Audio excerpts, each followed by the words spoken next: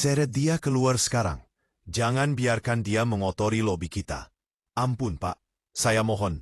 Bu, tolong beri saya kesempatan. Saya janji tidak akan mengecewakan. Maaf, kami tidak menerima karyawan seperti Anda. Lepaskan tanganmu dari barang-barang itu dan jalan sekarang. Tolong, Pak. Itu penting bagi saya. Jangan seret saya seperti ini. Seorang pemuda lusuh memohon pekerjaan, tapi malah diusir dari lobi perusahaan Sandil dipermalukan. Tak ada yang tahu, bahkan dirinya sendiri, bahwa orang yang memerintahkan pengusiran itu adalah ibu kandungnya. Lalu, ketika bukti masa lalu terjatuh tepat di hadapan sang CEO, apakah kebenaran itu akan menyelamatkan pemuda itu, atau justru menghancurkan hidupnya sekali lagi? Sahabat semuanya, sebelum kita lanjutkan cerita ini, mari tuliskan di komentar dari mana saja sahabat menonton cerita ini. Semoga yang subscribe, kami doakan dimudahkan segala urusannya, dilapangkan rizkinya, disehatkan dan dikabulkan segala hajatnya. Amin ya Robbal Alamin. Mari kita lanjut ceritanya. Bus antar kota besar itu melaju pelan memasuki terminal Pulau Gadung. Aldan menunduk, menatap jendela yang buram, sementara pikirannya berputar tanpa arah. Ketika roda bus akhirnya berhenti sepenuhnya, ia menarik napas panjang, seolah ingin memompa keberanian baru ke dalam dadanya. Di tangan kirinya, ia menggenggam erat sebuah tas kain kusam yang warnanya sudah memudar. Tidak ada yang istimewa dari tas itu, kecuali isinya. Beberapa helai pakaian, selembar surat peninggalan ayahnya, dan sebentuk kalung kecil yang sudah lama ia jaga. Suara pedagang yang menawarkan minuman, supir ojek yang berteriak memanggil penumpang, dan klakson kendaraan yang tidak pernah berhenti menandai bahwa ia sudah benar-benar tiba di Jakarta. Kota yang selama ini hanya ia kenal dari televisi dan cerita orang-orang kampung. Aldan menghela nafas untuk kedua kalinya. Ya Allah, semoga langkah ini tidak salah. Ia turun dari bus dengan hati-hati, merasa kedua kakinya sedikit gemetar. Bukan karena kelelahan perjalanan belasan jam, melainkan campuran rasa takut dan harapan yang ia bawa. Ia hanyalah seorang pemuda 20 tahun, yatim sejak beberapa bulan lalu, dan tanpa siapapun yang menunggu kedatangannya di kota sebesar ini. Meski begitu, ada sesuatu yang mendorongnya. Sebuah kalimat yang terakhir kali ia dengar dari ayahnya di malam sebelum lelaki itu menutup mata untuk selamanya. Kalau suatu hari ayah nggak ada, carilah ibumu. Nak, namanya Sari Anggraini. Kalimat itu terus terngiang. Setiap malam selama masa berkabung, Aldan menatap kalung kecil yang diberikan ayahnya. Kalung sederhana dengan wadah kecil di dalamnya, seperti medali tipis. Dan di dalamnya, ketika ia buka perlahan, ada secuil kertas kusam yang sudah mulai menguning, berisi tulisan tangan ayahnya. Itulah petunjuk satu-satunya. Aldan tidak pernah mengenal ibunya. Ayahnya selalu berkata bahwa ibunya pergi ketika ia masih bayi, karena sebuah masalah besar yang tidak pernah dijelaskan. Pernah sekali Aldan bertanya lebih jauh, namun ayahnya hanya menunduk matanya berkaca-kaca, sebelum akhirnya berkata, "Nanti kalau kamu sudah cukup dewasa." Namun kenyataan berkata lain. Aldan tumbuh dewasa tanpa sempat mendengar penjelasan itu. Sang ayah meninggal setelah lama sakit, meninggalkan Aldan sendirian, tanpa harta, tanpa saudara dekat, dan tanpa jawaban mengenai siapa dirinya sebenarnya. Karena itulah, ia berada di sini. Aldan berjalan keluar terminal, membawa tasnya di atas bahu. Jalanan kota tampak begitu ramai dan bising. Bangunan-bangunan tinggi menjulang seperti tidak pernah habis. Semua orang berjalan cepat, sibuk dengan dunianya sendiri, seolah tidak ada waktu untuk melihat seorang pemuda sederhana yang baru datang dari kampung. Dalam hati, Aldan mengakui ia merasa kecil. Ia menemukan musalah kecil di pinggir terminal dan meletakkan tasnya di sudut ruangan. Setelah salat, ia duduk sebentar, memperhatikan para perantau lain yang juga terlihat bingung. Beberapa dari mereka membawa anak, beberapa membawa kardus besar, Dan ada juga yang duduk sendiri seperti dirinya. Aldan merogoh sakunya, menghitung uang yang tersisa, 250.000. Itu harus cukup untuk makan beberapa hari dan menyewa kamar murah. Ia menelan ludah. Kalau tidak cepat mendapatkan pekerjaan, ia bisa benar-benar kehabisan uang. Ia menggulung lengan ke mejanya, mengambil napas dalam-dalam lagi, lalu berdiri. Bismillah, mulai hari ini aku harus bisa mandiri. Ia keluar dari terminal dan mulai berjalan ke arah jalan besar. Setiap bangunan yang ia lewati selalu memikatnya, bukan karena mewah, tapi karena ia membayangkan, mungkin ibunya pernah melewati jalan ini. Mungkin ibunya bekerja di salah satu kantor itu. Mungkin wajahnya tersenyum kepada seseorang ketika berjalan di trotoar itu. Namun harapan itu selalu cepat ia patahkan agar tidak terlalu sakit. Hari itu Aldan menghabiskan waktu mencari lowongan pekerjaan apa saja yang bisa ia ambil. Warteg, toko, restoran. Tapi semua menolak karena penampilannya yang lusuh dan karena ia tidak membawa surat pengalaman kerja. Menjelang sore, ia duduk di halte bus sambil menunduk lesu. Lengan bajunya basah terkena keringat dan kemejanya tampak makin kusam. Belum apa-apa sudah susah, keluhnya lirih. Sampai pandangannya tertuju pada sebuah bangunan megah di seberang jalan. Gedung itu tinggi, bersih, dan sangat mencolok dengan kaca-kaca besar yang memantulkan cahaya matahari. Di bagian depan gedung itu berdiri papan besar bertuliskan Nusantara Court. Aldan mengamati bangunan itu lama sekali. Ada sesuatu yang membuat hatinya berdebar. Ayah pernah bilang, ibu bekerja di perusahaan besar. Dan di surat peninggalan ayahnya, meski tidak ada nama perusahaannya, tulisan itu berbunyi, "Jika suatu hari kamu ingin menemuinya, carilah di tempat dia dulu bekerja." Aldan bukan orang pintar dalam hal menebak, tetapi entah kenapa perasaan itu begitu kuat. Gedung itu tampak seperti tempat yang penuh rahasia. Tempat yang mungkin menyimpan jawaban yang ia cari. Selain itu, di pagar besar gedung itu, ia melihat banyak poster lowongan pekerjaan berbagai posisi, administrasi, staf gudang, marketing, dan yang paling menarik baginya, cleaning service. Aldan terdiam beberapa saat, dengan pakaiannya yang sederhana dan wajah yang mulai kusut setelah seharian. Posisi itu terasa paling realistis. "Yang penting aku bisa masuk dulu," gumamnya. Ia menyeberang jalan dan berdiri di depan gedung Nusantara Corp. Orang-orang berjas rapi berlalu lalang. Satpa menjaga pintu dengan sikap tegap. Lobi gedung tampak mewah dengan lantai marmer yang menghilap. Aldan mengusap rambutnya yang kusut, merapikan kemeja dan memeluk tas kecilnya. Meskipun gugup, ia memaksa dirinya melangkah ke dalam. Begitu masuk ke lobi, ia langsung merasa seperti salah tempat. Lantai marmer begitu bersih hingga ia takut menginjaknya. Sofa empuk di sudut ruangan tampak mahal. Bahkan aroma ruangan pun wangi dan dingin. Satpam di dekat pintu memandangnya penuh curiga. Aldan tersenyum kiku. "Maaf Pak, saya mau tanya lowongan kerja."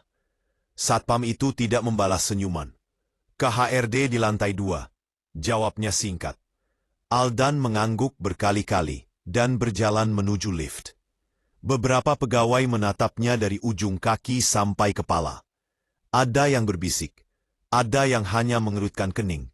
Ia pura-pura tidak melihat, ia sudah terbiasa diremehkan sejak kecil. Sesampainya di lantai 2, ia mengantre di depan ruang HRD. Banyak pelamar lain yang berpakaian rapi dan membawa map tebal. Aldan menundukkan kepala, memeluk tasnya erat-erat. Ia tahu dirinya paling tidak pantas secara penampilan, tapi ia tetap berharap HR akan mempertimbangkannya untuk posisi cleaning service. Ketika namanya dipanggil, Aldan masuk dan langsung mendapat tatapan sinis dari dua orang HR. "Kamu mau melamar posisi apa?" Tanya salah satu dari mereka tanpa basa-basi. "Boleh cleaning service, Bu, atau apa saja yang bisa saya kerjakan?" Mereka saling pandang. "Ada ijazah SMA." Aldan menggeleng. "Pengalaman kerja." Aldan kembali menggeleng. Acar itu mendesah panjang, menutup map kosong Aldan. "Maaf, perusahaan ini standar kerjanya tinggi," kamu tidak memenuhi kualifikasi. Tapi Bu, saya sungguh mau bekerja. Saya, maaf, tidak bisa. Next.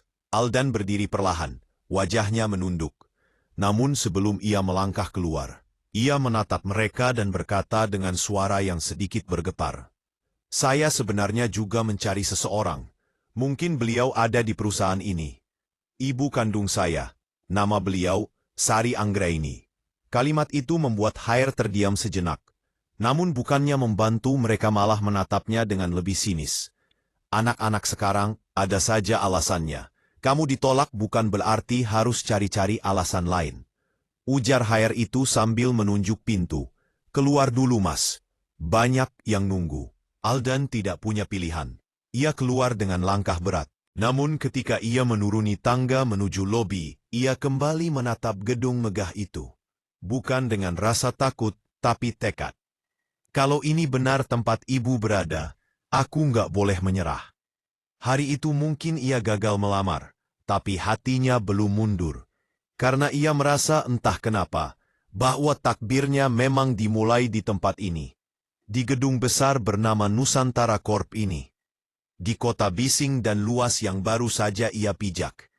Dan di dalam keramaian yang membuatnya merasa kecil, Aldan berjanji pada dirinya. Aku akan menemukan ibu, apapun caranya. Pagi itu, langit Jakarta masih diselimuti warna kelabu ketika Aldan berdiri terpaku di depan gedung Nusantara Corps. Perusahaan raksasa yang katanya menjadi mimpi banyak orang.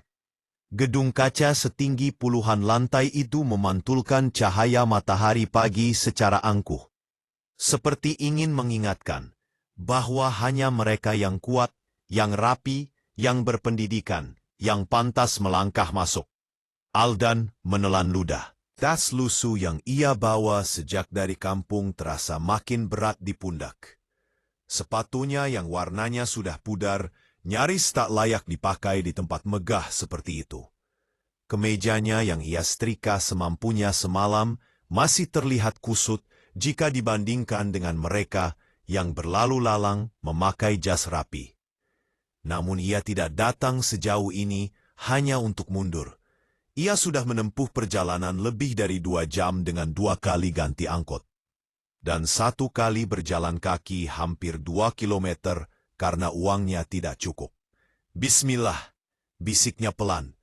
Ia menunduk sebentar, merapikan rambut, menghela napas panjang, lalu melangkah masuk melalui pintu utama. Begitu masuk, kesejukan AC dan aroma wangi ruangan langsung menyambutnya. Lobi itu terlalu megah. Dinding marmer putih mengilap, lampu gantung kristal berkilauan, dan suara langkah sepatu para karyawan yang cepat dan teratur membuatnya merasa seperti makhluk asing. Aldan berjalan ke meja resepsionis dengan hati-hati, namun belum sampai 5 langkah. Seorang satpam menghampirinya cepat. Satpam itu tinggi, berkumis, dan cara memandangnya membuat Aldan merasa seperti sampah yang tak sengaja terbawa masuk. Mas, mau kemana? Ini bukan tempat numpang istirahat. Aldan tersentak. Saya mau melamar kerja, Pak. Satpam itu meliriknya dari atas sampai bawah. Dari sepatu, celana, tas, sampai rambut. Tatapannya seperti menilai sesuatu yang tidak layak melamar kerja.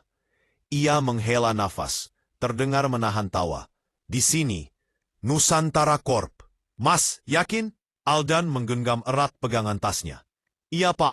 Saya dapat info lowongan. Satpam itu tertawa. Kecil. Lowongan posisi apa? Pasti bukan staf, kan? Wajah Aldan memerah. Tapi ia menjawab jujur. Cleaning service juga ndak apa-apa. Pak, saya cuma butuh kesempatan. Satpam itu memutar bola matanya. Ya ampun, banyak yang lebih pantas Mas lihat penampilan Nas. Nanti HR juga tinggal bilang penuh atau tidak sesuai kualifikasi. Aldan menunduk dalam. Ia tahu penampilannya tidak meyakinkan. Ia tahu ijazah SMA-nya yang penuh lipatan bukan sesuatu yang dibanggakan, tapi ia sudah berjanji pada dirinya. Sekecil apapun kesempatan, ia harus mencoba. Ia kembali mendongak, menatap satpam itu dengan sisa keberanian yang ia punya. Boleh saya coba dulu, Pak? Saya cuma butuh formulir pendaftarannya. Satpam itu mendecap. Ngoyo banget. Mas, tapi ya sudahlah. Daripada saya dituduh menghalangi orang masuk. Dengan malas, satpam itu menunjuk meja resepsionis. Isi buku tamu dulu. Jangan bikin ribut. Aldan mengangguk cepat. Terima kasih, Pak. Ia berjalan ke meja resepsionis. Namun bahkan di sana, dua petugas wanita yang jaga shift pagi tidak langsung menyapanya. Mereka sedang mengobrol santai sambil menggigit snack. Seolah kehadirannya tidak terlihat. Aldan menunggu. Berdiri tegak tanpa suara. 1 menit, 2 menit, 5 menit. Sampai salah satu dari mereka akhirnya menoleh setengah hati. Iya, ada yang bisa dibantu? Suaranya datar. Saya mau melamar kerja, Bak, jawab Aldan sopan. Petugas resepsionis itu memandangnya dengan raut yang jelas menunjukkan enggak yakin. Masalah lantai kali ini, lantai khusus tamu dan karyawan. Untuk pelamar, biasanya lewat jadwal. Tapi saya lihat ada informasi lowongan di website resminya. Katanya bisa datang langsung membawa berkas. Resepsionis itu menghela napas panjang. Seperti keberatan meladeni seseorang yang menurutnya tidak penting. Mas, di Nusantara Corp itu ribuan orang yang mau kerja. Yang punya pengalaman, punya gelar, penampilan profesional. Kalau Mas mau jadi cleaning service pun, biasanya sudah melalui vendor, bukan datang langsung. Aldan menunduk sejenak. Kata-kata itu menusuk seperti tusukan jarum. Tapi ia tidak menyerah. Kalau begitu, bisa tolong tunjukkan saya harus kemana. Mbak, saya nggak masalah kalau harus ngantri atau apapun. Kali ini resepsionis itu tampak sedikit terganggu. Ya ampun, Masnya ngel banget ya. Temannya yang duduk di sebelah ikut bersuara sambil tertawa kecil. Biarin aja, kasih naik. Biar HR yang nolak langsung. Capek juga kalau jelasin lama-lama. Aldan pura-pura tidak mendengar. Ia hanya fokus pada satu hal. Ia diberi izin naik. Resepsionis itu akhirnya menuliskan sesuatu di buku tamu, lalu memberikan sebuah kartu visitor. Nih, Mas, lantai 17, ruang HR. Tapi jangan berharap banyak ya. Mereka tegas banget soal kualifikasi. Aldan menerima kartu itu dengan 2 tangan. Terima kasih, Mbak.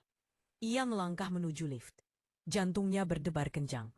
Perjalanan naik lift terasa seperti perjalanan menghadap nasib. Saat pintu terbuka di lantai 17, suasana lantai itu jauh lebih tenang dibanding lobi di bawah.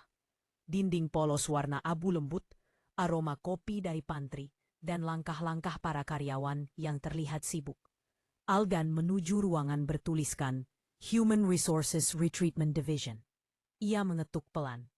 Masuk. Seorang wanita berusia sekitar 30-an, berpenampilan rapi dengan gaya bicara cepat, menatap Aldan begitu ia membuka pintu. Ya, ada perlu apa? Saya mau melamar kerja, Bu. Ia menyodorkan map berisi berkas lamaran yang ia siapkan semalam. Wanita HR itu menatap map lusuh tersebut dengan ekspresi ragu. Posisi apa? Cleaning service? Atau apa saja yang diterima? Wanita itu menghela nafas, membuka map perlahan. Aldan, usia 20 tahun, SMA, pengalaman kerja? 0. Ia mendongak menatap Aldan. Masih yakin mau kerja di sini? Tekanan kerja di Nusantara Corp itu tinggi. Bahkan cleaning service pun seleksinya ketat. Saya siap kerja keras, Bu. Saya butuh pekerjaan ini. Wanita itu melirik penampilan Aldan. Jujur saja, penampilan Mas kurang mendukung untuk lingkungan korporat. Bahkan cleaning service pun dituntut rapi. Aldan menggenggam ujung celananya. Saya bisa memperbaiki. Bu, kalau saya diterima, saya janji akan tampil rapi. Wanita HR itu menutup map dan mengembalikannya. Aldan merasa napasnya serasa berhenti. Namun HR itu berkata sesuatu yang membuatnya terkejut. Saya belum bisa janji apa-apa. Tapi kebetulan vendor cleaning kami sedang kekurangan tenaga. Aldan menatapnya penuh harapan. Ada seleksi kecil, tidak berat. Hanya wawancara singkat dan pengecekan fisik ringan. Ia menatap Aldan serius. Mas mau ikut sekarang? Tanpa ragu Aldan menjawab, mau bu. Wawancara pun dimulai. Wanita hair itu menanyainya soal alasan melamar, kemampuan bekerja di bawah tekanan, kesediaan bekerja lembur, hingga kesiapan menerima supervisi ketat. Walau gugup, Aldan menjawab sejujur-jujurnya. Ketika sesi wawancara selesai, wanita itu bersandar sambil melipat tangan.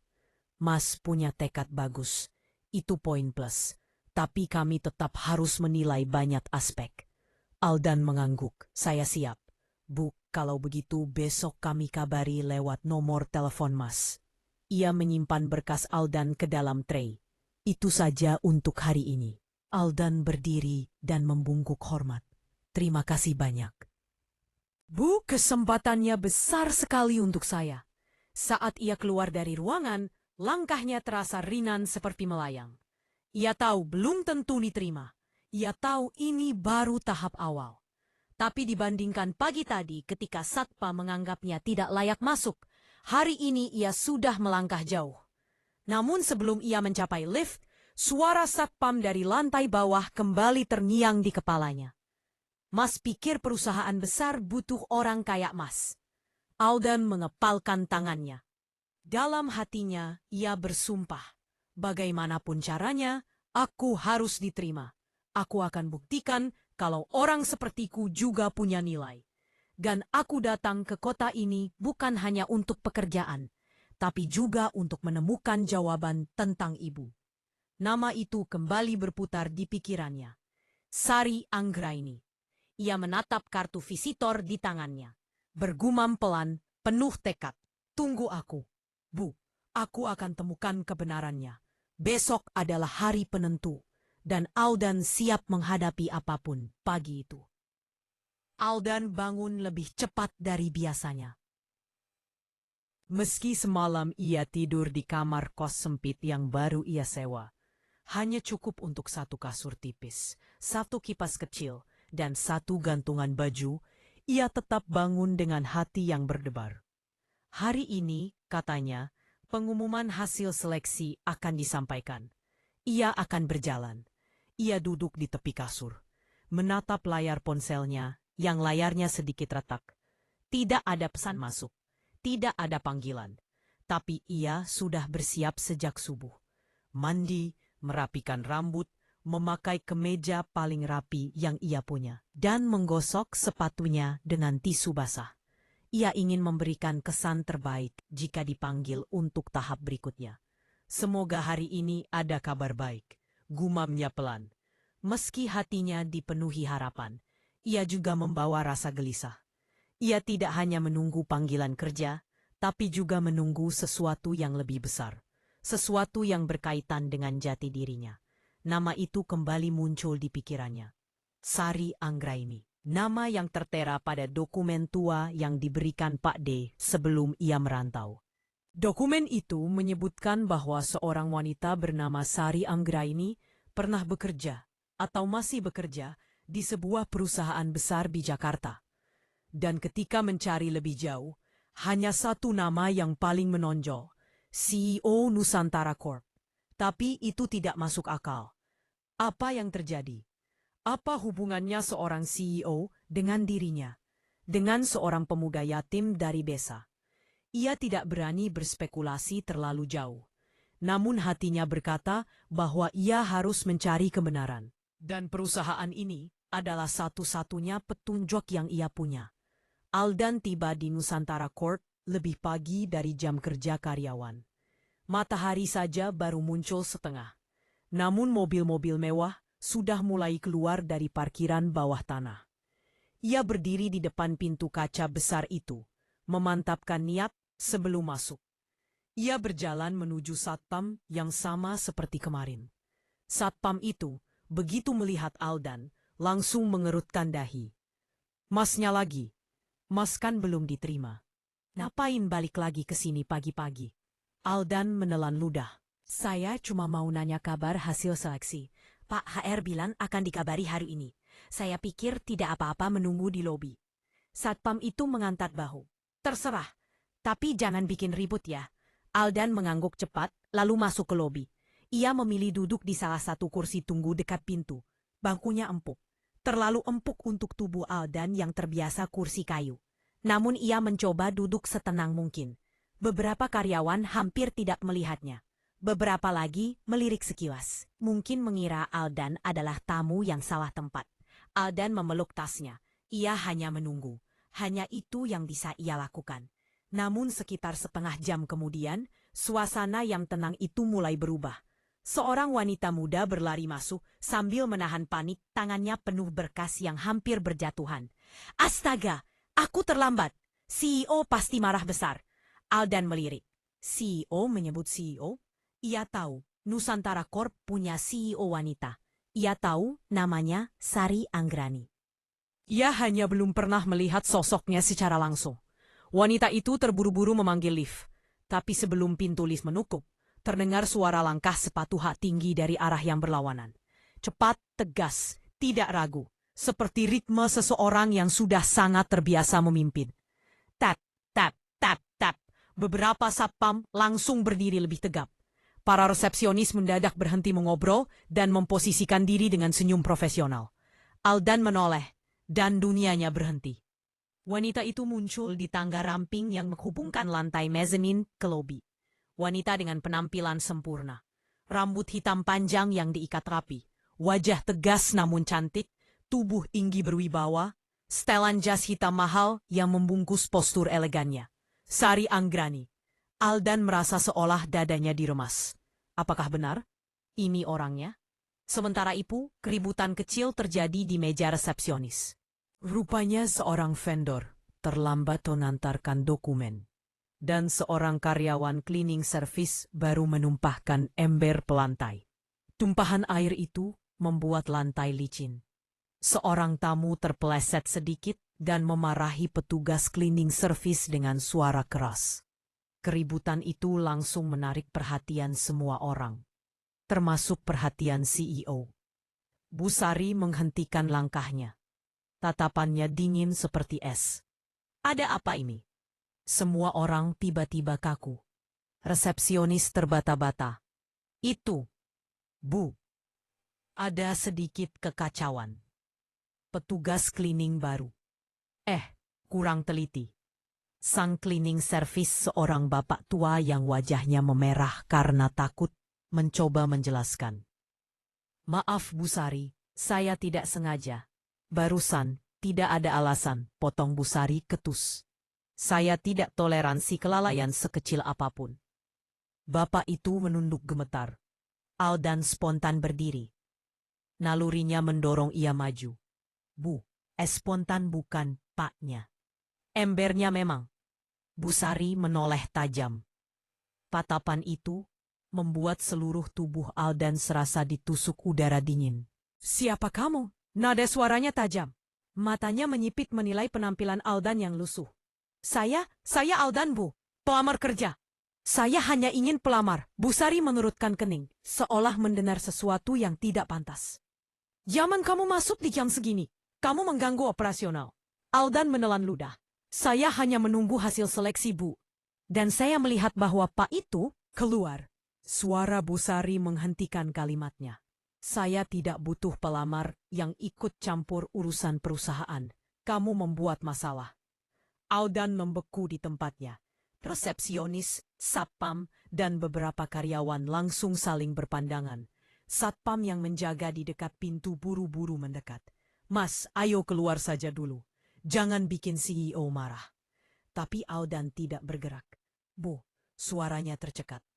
Ada hal lain yang ingin saya tanyakan? Bu Sari menatapnya dengan dingin. Saya tidak punya waktu. Itu penting, Bu, sangat penting. Aldan maju setengah langkah. Saya sedang mencari seseorang. Nama itu berhubungan dengan perusahaan ini. Tatapan Bu Sari mulai terlihat tidak sabar. Kamu mau apa sebenarnya? Aldan menarik nafas dalam-dalam. Semua ini mungkin gila, tapi ia harus mencoba. Saya mencari seseorang bernama Sari Anggraini. Ucapnya dengan suara gemetar. Suasana langsung membeku. Beberapa pegawai menoleh cepat. Resepsionis terbelalak. Satpam berhenti bernapas. Bu Sari sendiri menatap Aldan tanpa ekspresi selama beberapa detik. Lalu ia tersenyum tipis. Senyum yang tidak hangat, tapi penuh ironi. Kamu mencari siapa? Sari Anggraini, ulang Aldan. CEO itu mendekat 2 langkah, sehingga jarak mereka hanya sekitar 1 meter. Aldan bisa mencium wangi parfumnya. Dingin, mewah, dan kuat. Kamu pikir apa? Bahwa kamu bisa seenaknya menyebut nama CEO di lobi perusahaan dan menuntut penjelasan. Aldan menunduk. Saya tidak menuntut apa-apa. Bu, saya hanya ingin tahu, apakah ibu kenal dengan seseorang dari desa? Satpam. Suaranya menggema di seluruh lobi. Usir pemuda ini.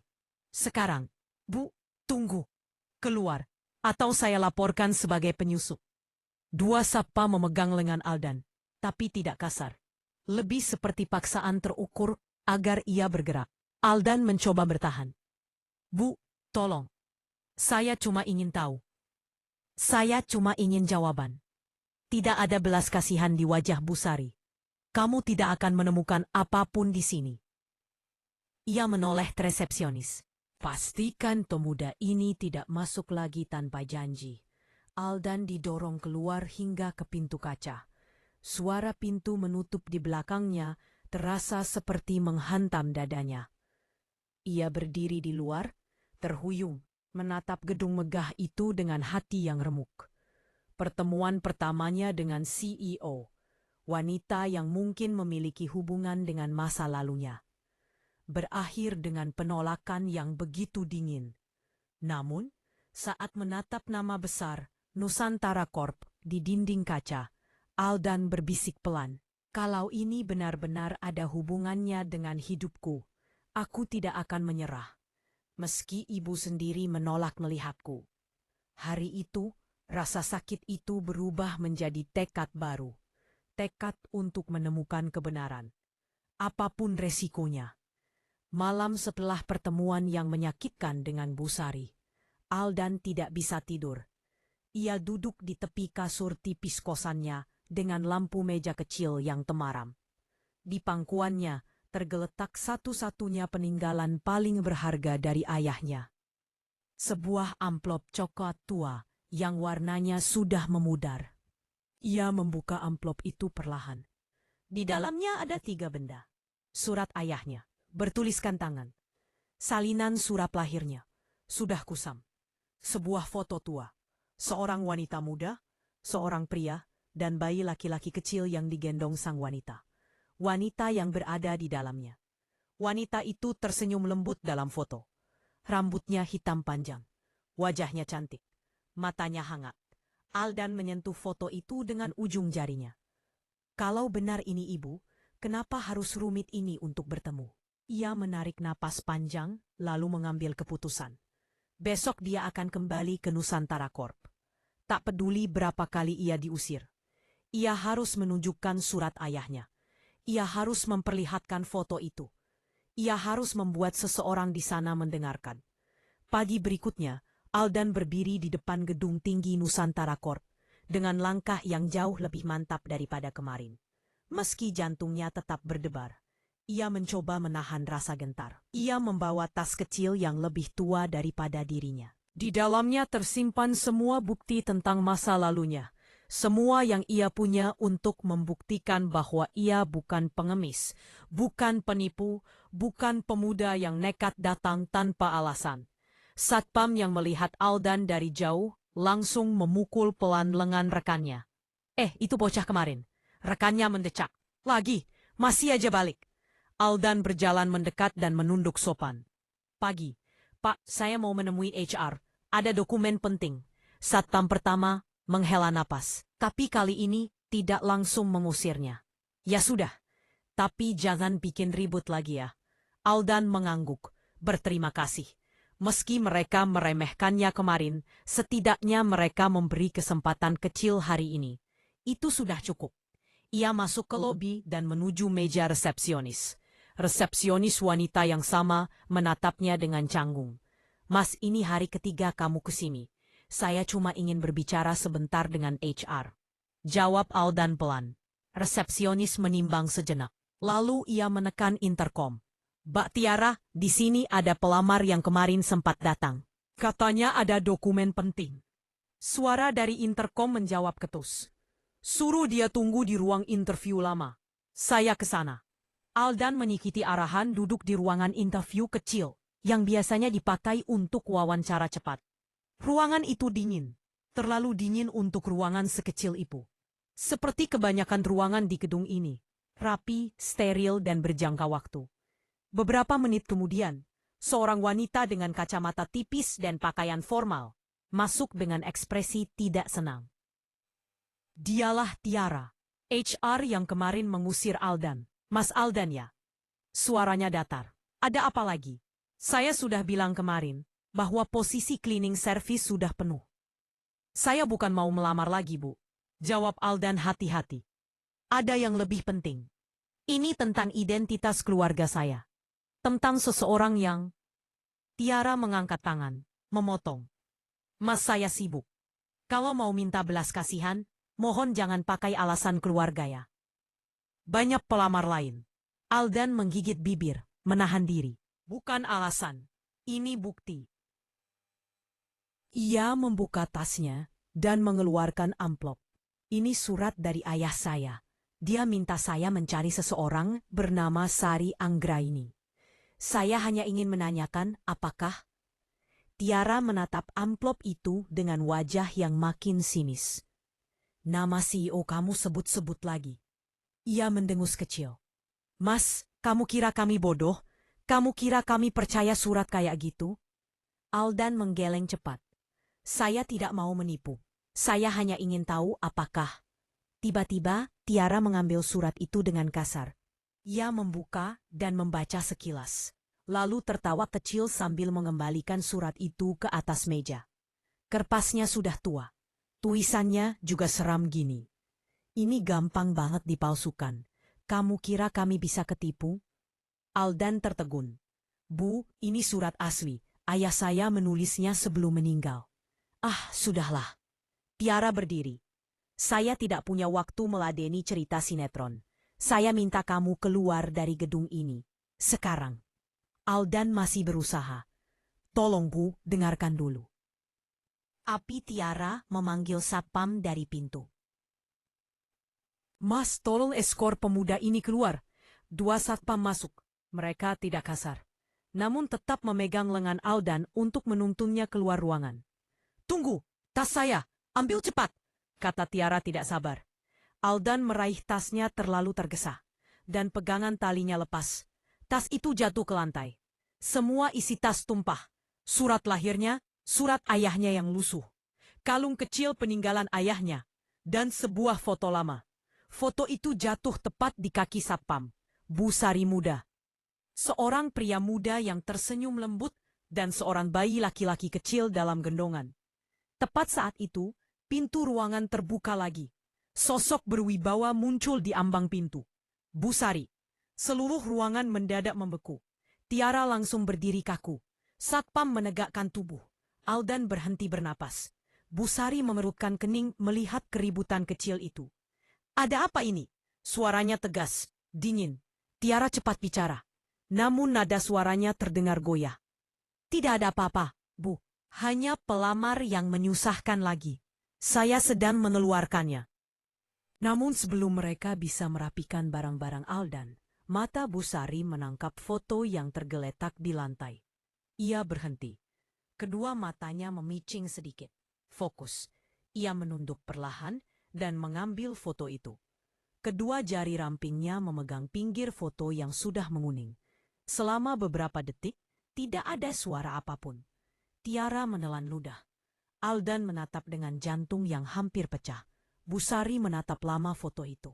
Lebih lama dari seharusnya. Ada jejak kejutan kecil di mata dinginnya. Namun ia buru-buru memulihkan ekspresi. Ini foto apa? Tanyanya datar. Suaranya tetap tegas. Aldan mundur setengah langkah. Itu foto lama keluarga saya. Bu. Tiara mendemus tak percaya. Dia bilang itu foto ibunya. Bu. Dan katanya nama yang tertulis di surat adalah nama ibu. Bu Sari melempar tatapan tajam pada Tiara, sehingga HR itu langsung diam. Sang CEO kembali menatap foto itu. Matanya bergerak lambat, menelusuri wajah wanita muda di sana. Dirinya 20 tahun lalu menatap pria di sampingnya, lalu bayi kecil dalam gendongan. Ada sesuatu yang bergerak di dalam diri Bu Sari, seperti memori yang kembali dari tempat yang sudah lama ia kunci. Namun, ia tidak mau menunjukkan itu. Tidak di depan pegawainya. Tidak di depan pemuda lusuh yang ia anggap membuat masalah selama 3 hari berturut-turut. Ia menutup rapat perasaannya dan berkata dingin, "Foto ini bisa dicetak siapa saja." Aldan merasa dadanya remuk. "Bu, saya tidak berniat memalsukan apapun. Saya hanya mencari ibu kandung saya. Dan foto itu cukup." Bu Sari mengembalikan foto itu ke meja. "Satpam, keluarkan pemuda ini. Jika dia datang lagi tanpa keperluan resmi, laporkan." Satpam menatap Bu Sari, lalu menatap Aldan dengan ekspresi bersalah. "Kita keluar dulu ya." Mas Aldan masih sempat meraih foto itu sebelum mereka menyeretnya pergi. "Bu," suaranya parau. "Saya tidak bohong. Saya hanya ingin tahu siapa ibu saya." Bu Sari tidak menoleh. Sosoknya tegak, dingin, tak tergoyahkan. Namun ketika pintu ruangan tertutup, tangannya meremas halus tepi blazernya. Wajah di foto itu menari-nari di pikirannya. Wanita muda itu adalah dirinya. Pria itu adalah suaminya dulu, dan bayi dalam gendongan. Ia menggeleng cepat, menolak pikiran itu. Tidak mungkin secepat itu. Tapi untuk pertama kalinya, dibayangkan, dinginnya mulai retak. Meski tipis, namun mulai ada yang berubah. Konflik benar-benar mulai naik. Pagi itu halaman Nusantara Court dipenuhi para pegawai yang baru datang. Lobi besar dengan pintu kaca otomatis tampak berkilauan di bawah cahaya matahari. Orang-orang mondar-mandir membawa tas kerja, sementara suara sepatu hak tinggi dan deretan ID card yang bergoyang memberi suasana sibuk khas pusat bisnis. Di antara keramaian itu, seorang pemuda tampak berjalan sempoyongan. Baju kemejanya sudah memudar warnanya, tas kecil di pundaknya robek di bagian ujungnya, dan rambutnya yang tagak gondrong tampak lepek karena keringat. Nafasnya terengah-engah, tubuhnya menggigil kecil. Namun matanya tetap mengarah pada logo besar Nusantara Corp di bagian atas gedung. Aldan sudah berada di sini sejak subuh. Malam sebelumnya ia tidak tidur. Hanya bersandar di halte dekat gedung karena tidak punya cukup uang untuk menyewa kamar lagi. Pengusiran hari itu, tuduhan bahwa surat peninggalan ayahnya palsu, dan foto keluarga yang terjatuh tanpa sengaja membuat pikirannya terus berputar. Semuanya seperti saling bertabrakan dan menyesakkan dada. Ia menunggu kesempatan lain. Entah bagaimana caranya.